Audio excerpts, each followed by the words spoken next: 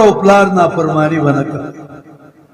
اے ځوانانو او هلکانو تاسو ته ویم پلاران بوډاګان شي کمزوري شي ځوانانو هلکانو تاسو د خپل پلار د مور ډېر خدمتونه وکړئ. که جنت غواړئ او جنت تمه کوئ د مور او د پلار خدمت وکړئ جنت ته الله داخل.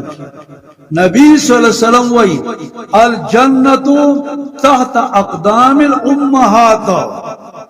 جنت چې دی د میندو د قدمونو د لاندې دی د میندو قدمونو د لاندې جنت دی.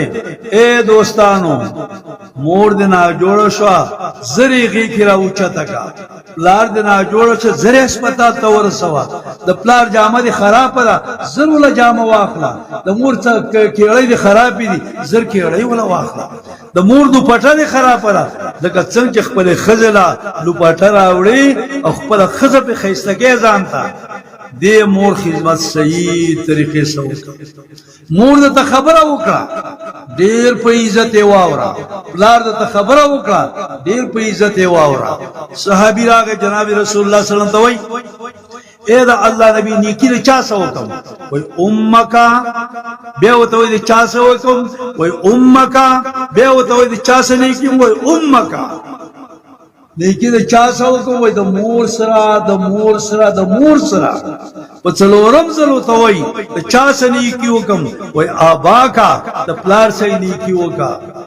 اے دوستانو دویمه ګناه په ګناهونو کې دا ده چې سړی د مور او د پلار نافرمانی کوي. زمونږ په ذهنونو کې ډېر محبوب چیز کم چیز دی موبایل. موبایل نه ژوندی الله لري موږ سره نور چیزونو ته اوزګاري ګڼو چې موبایل هم لاس کې نیولی که مور مري خیر دی مړه دي شي که پلار مري مړلی شي دا دی که نقصان خلکو د کور کې رسېږي ودې رسېږي خو چې زما موبایل د لاس نه ونه غورځېږي.